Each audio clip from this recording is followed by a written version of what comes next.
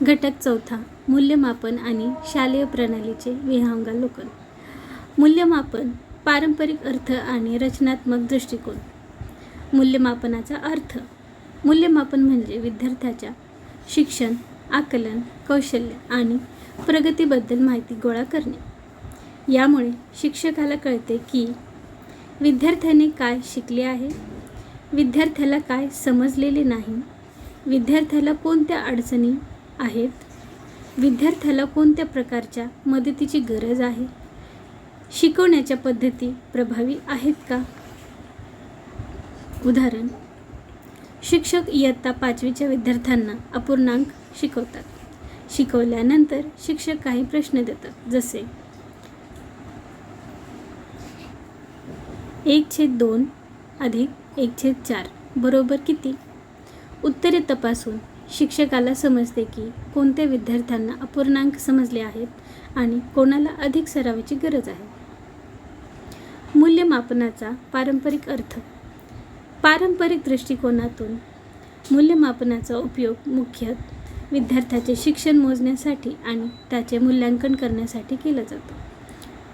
मुख्य लक्ष: गुण, चाचण्या, परीक्षा, श्रेणी, विद्यार्थ्याची क्रमवारी, विद्यार्थ्यांची तुलना, उत्तीर्ण किंवा नापास.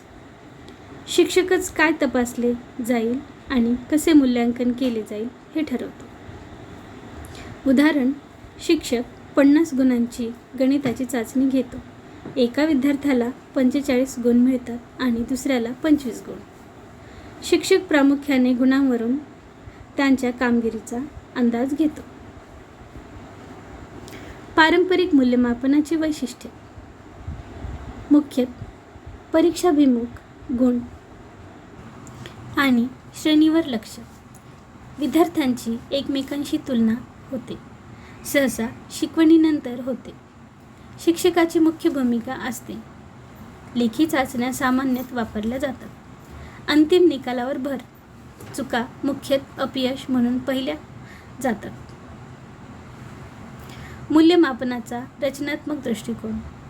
रचनात्मकता मानते की विद्यार्थी अनुभव, क्रियाकलाप आणि संवादातून स्वतःचे ज्ञान तयार करतात. म्हणून मूल्यमापनात फक्त विद्यार्थ्याला काय आठवते असे विचारू नये, तर हेही विचारले पाहिजे: विद्यार्थ्याला काय समजते, विद्यार्थी ज्ञानाचा उपयोग कसा करतो, विद्यार्थी समस्या सोडवू शकतो का, विद्यार्थी एखादी कल्पना समजावून सांगू शकतो का, अनुभवातून विद्यार्थी काय शिकला, विद्यार्थ्याला कोणत्या मदतीची गरज आहे.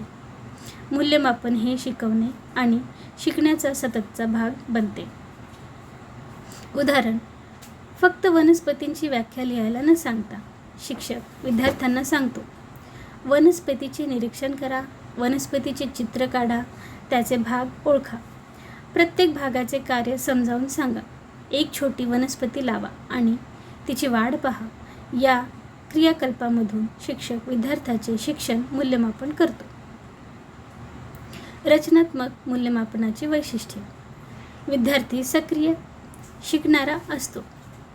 मूल्यमापन सतत चालते. पाठांतराऐवजी आकलनावर भर. वास्तविक जीवनातील क्रियाकलाप वापरले जातात. विविध मूल्यमापन पद्धती वापरल्या जातात. चुका शिकण्याच्या संधी म्हणून पाहिल्या जातात. अभिप्राय महत्त्वाचा असतो. स्वमूल्यमापन आणि सहकारी मूल्यमापन वापरता येते. वैयक्तिक फरकांचा विचार केला जातो. मूल्यमापनामुळे शिक्षण सुधारण्यास मदत होते. शिक्षणाचे मूल्यमापन आणि शिक्षणासाठीचे मूल्यमापन. शिक्षणाचे मूल्यमापन. एका विशिष्ट कालावधीच्या शिकवणीनंतर विद्यार्थ्यांनी काय शिकले हे तपासणे. हे प्रामुख्याने कामगिरी मोजण्यासाठी आणि अहवाल देण्यासाठी वापरले जाते. यात समाविष्ट अंतिम परीक्षा, सत्र परीक्षा, वार्षिक परीक्षा, घटक चाचणी, अंतिम श्रेणी. शिक्षणासाठीचे मूल्यमापन. शिकण्याच्या प्रक्रियेदरम्यान शिक्षण सुधारण्यासाठी वापरले जाणारे मूल्यमापन. शिक्षक विद्यार्थ्यांच्या आकलनाबद्दल माहिती गोळा करतो आणि त्यानुसार शिकवण्यात बदल करतो. लक्षात ठेवण्याचा सोपा मार्ग. असेसमेंट ऑफ लर्निंग, काय शिकले गेले. असेसमेंट फॉर लर्निंग, शिक्षण कसे सुधारता येईल. अभ्यासक्रम आधारित मापन, शालेय अभ्यासक्रमाशी थेट संबंधित कौशल्य आणि साहित्य वापरून विद्यार्थ्याच्या प्रगतीची सोपी आणि नियमित तपासणी, विशेषतः शिकण्यात अडचणी असलेल्या विद्यार्थ्यांना ओळखण्यासाठी उपयुक्त. उदाहरण, इयत्ता 3रीच्या विद्यार्थ्याला वाचनात अडचण आहे. शिक्षक 1 मिनिटासाठी उतारा वाचायला देतो आणि मोजतो. वाचलेल्या शब्दांची संख्या बरोबर शब्द चुका आठवड्यातून एकदा पुन्हा करून प्रगती तपासतो. CBMचे महत्त्व सोपे आहे, कमी वेळ लागतो, थेट शैक्षणिक कौशल्य मोजते, शिकण्यातील अडचणी ओळखण्यास मदत करते, प्रगतीवर लक्ष ठेवते, शिकवण्याच्या पद्धती बदलण्यास मदत करते, दिव्यांग विद्यार्थ्यांसाठी विशेष उपयुक्त. रचनात्मक आणि संकलनात्मक मूल्यमापन. रचनात्मक मूल्यमापन शिकवण्याच्या प्रक्रियेदरम्यान केले जाते. उद्देश, अडचणी शोधणे आणि शिक्षण सुधारणे. उदाहरणार्थ, तोंडी प्रश्न, कृती, छोट्या चाचण्या, गृहपाठ, निरीक्षण. संकलनात्मक मूल्यमापन घटक सत्र किंवा वर्षाच्या शेवटी केले जाते. उद्देश, एकूण कामगिरी मोजणे. उदाहरणार्थ, अंतिम परीक्षा, वार्षिक परीक्षा, बोर्ड परीक्षा. सोपा मार्ग, रचनात्मक शिक्षण घडवणे, सुधारणे.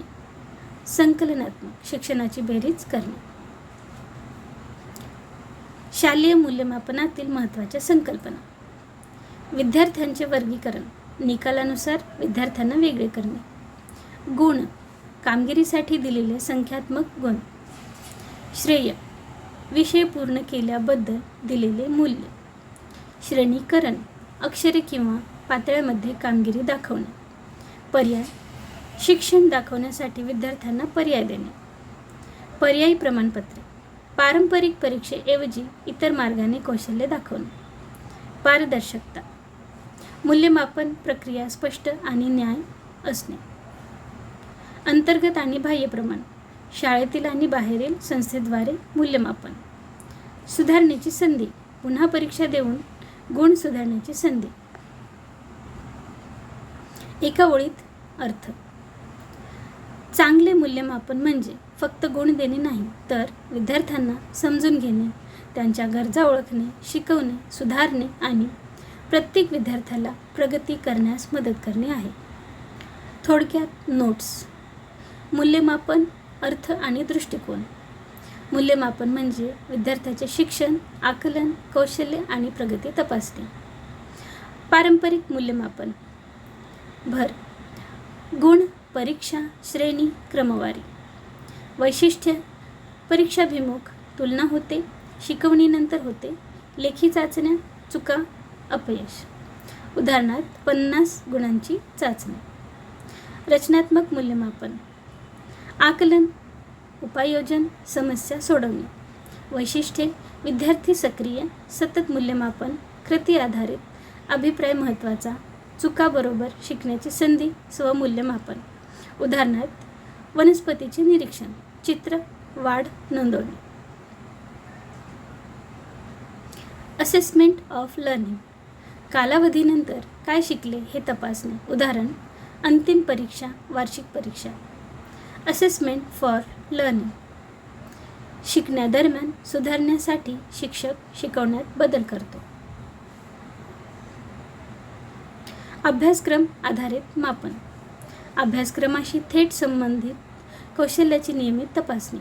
उपयोग, शिकण्यात अडचण ओळखणे, प्रगती मोजणे, शिकवणे, बदलणे. उदाहरण, 1 मिनिटात वाचलेले शब्द मोजणे. रचनात्मक व संकलनात्मक मूल्यमापन. रचनात्मक, शिकवताना होते. उद्देश, अडचणी शोधणे, सुधारणे. उदाहरणार्थ, तोंडी परीक्षा आणि गृहपाठ. संकलनात्मक, घटक वर्षाच्या शेवटी. उद्देश, एकूण कामगिरी मोजणे. उदाहरणार्थ, बोर्ड परीक्षा. महत्त्वाच्या संकल्पना. वर्गीकरण, निकालानुसार गट करणे. गुण संख्यात्मक कामगिरी. श्रेणीकरण ABC ने दाखवणे. पारदर्शकता, प्रक्रिया स्पष्ट असणे. पर्याय वेगवेगळ्या मार्गाने कौशल्य दाखवणे. सुधारणेची संधी, पुन्हा परीक्षा देणे. एका ओळीचा अर्थ. निष्कर्ष. चांगले मूल्यमापन फक्त गुण नाही तर विद्यार्थ्याला समजून घेऊन त्याला पुढे नेणे होय.